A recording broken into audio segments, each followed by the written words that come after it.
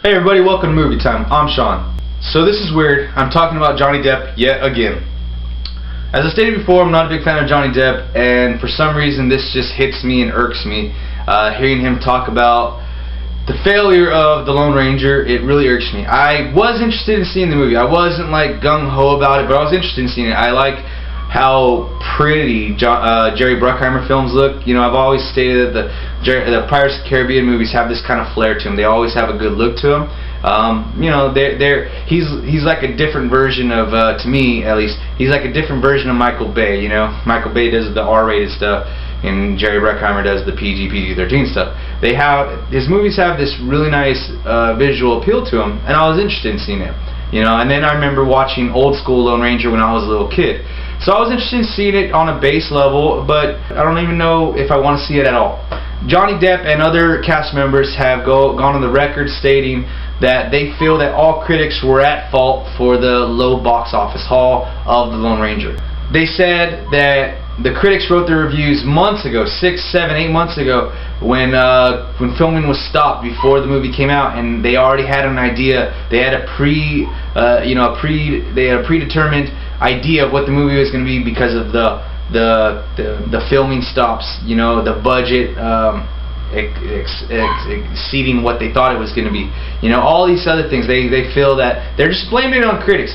They don't. I hate it when people cannot take responsibility for their actions, or you know, I hate that. I really hate it. It really bugs me. And the fact that Johnny Depp is doing this, a man that's so well respected in the industry, is doing this, is complaining and crying. I mean, 2 weeks in a row. Come on, Johnny. Oh, I'm gonna retire. Oh, now you guys' fault. Our movie sucked. Come on, Johnny. Get out there, make some good movies. You know, do a better job. I probably ain't gonna see it, but I'm definitely gonna see this. You know, reluctantly. He's really burned my biscuits. So.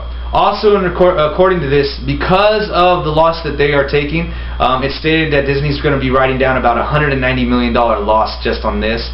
So for, I think, the quarter ending in September, they're going to be losing about $160 million total. I don't know how accurate that $160 million total is, but $190 million, losing $190 million for the production of one movie is a lot of money. Disney also lost a lot of money for the movie John Carter. John Carter turned out to be an actually pretty good movie. John Carter didn't get the respect it should have gotten because that movie was based on the book that pretty much created and started the first big name in science fiction. You know, a lot of science fiction movies now owe it to John Carter, the book. Lone Ranger could have done a lot better to pay reverence to the show, and so losing this money sucks for Disney. But Disney's like super rich.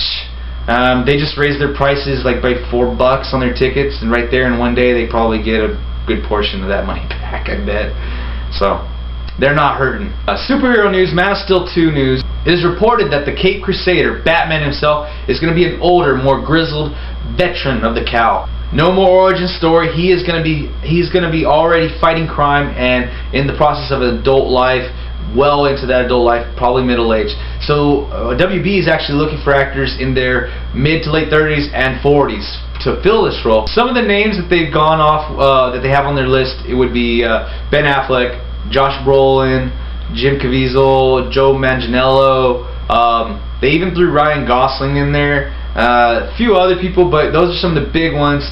Armie Hammer, speaking of Lone Ranger, who's just one of the stars of Lone Ranger, he said he's not interested in it. I think he'd actually make a pretty good Batman, but he's a little bit young because I think he's in his 20s. But all these other names, big actors, a lot of them have connections with WB already, so that possibly is why they're just throwing the names out there, because it's not going to hurt them that much if they don't, because they still have good relationships with them. Also in Man of Steel 2 news, it's been reported that there's been talks of Mark Strong playing Lex Luthor, bringing in the character of Lex Luthor and having Mark Strong play him. Mark Strong has been coy about it, not said too much. Now, we don't know how much this is true. Again, take this with a grain of salt. So it's still up in the air. We don't know if Lex Luthor is going to be in the movie. But look at it this way: if they do verify this and Lex Luthor were going to be in the film and Mark Strong is going to be playing him, this will essentially it could kick out Green Lantern with Ryan Reynolds. It could take that movie out of this universe. Or they could always change who Sinestro is, because Mark Strong also plays Sinestro. He did a really good job as Sinestro, I feel. I think Mark Strong's a great actor. He was in Sherlock Holmes. Really loved him in Sherlock Holmes. Dude played an excellent villain. And he, if you've seen him with his head shaved, he definitely could pull off a Lex Luthor. Kevin Feige has stated in an interview this week that the Marvel Cinematic Universe has been planned out all the way to 2021. Movies all the way to 2021.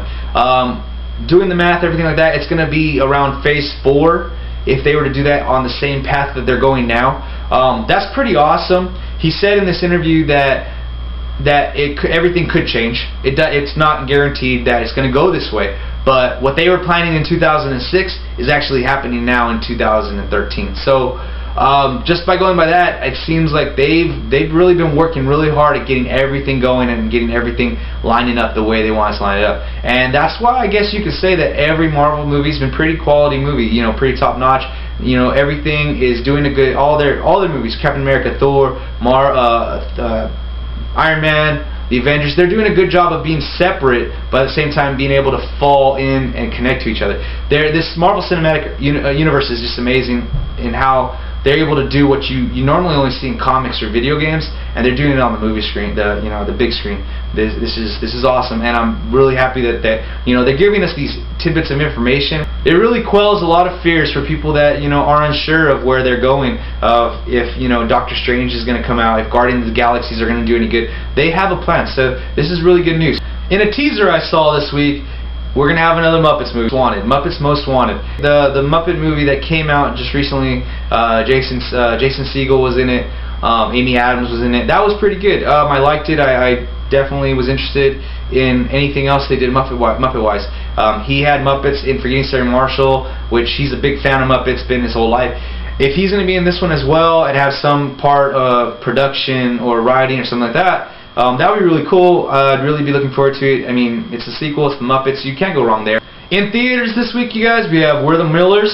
I've been talking about this movie for quite a while. The first trailer was awesome. I really enjoyed it, and it came out this week on Wednesday for some reason, and I'm really looking forward to this. A lot of movies are doing this these days, where they're doing a midweek release instead of the traditional Friday release. And I think this has to do because they're looking at what other movies are coming out that week or the week before or the week after. This week releasing with We're the Millers is Elysium. Elysium is the movie by Neil Blomkamp. It's his follow-up to District 9, and the movie looks gorgeous. All the trailers look good. It's getting mixed reviews right now from what I'm reading. And so yeah, for a while back, We're the Millers were probably looking at this like, we got to get some money in before Elysium comes out and blows us out of the water. So a lot of movies are doing that, and it's really cool because it gives me something to see in the middle of the week, and I'm not stuck on Friday or Saturday like, what do I watch? But this weekend is going to be cool. I want to see both of these movies for such a long time. I'm really excited about both of them. And let me know what you guys want to do. You guys can go out and see Elysium. You guys can go watch We're the Millers, or you're going to catch something that's been out for a couple weeks, maybe The Wolverine. That's a good one. So let me know what you guys think down in the comments below. So that's it for movie time this week, guys. Click the like, share, subscribe buttons down below. Leave your comments, questions, inquiries, advice, any ideas for movies of the week. Let's have a good conversation this week. We'll see you next time.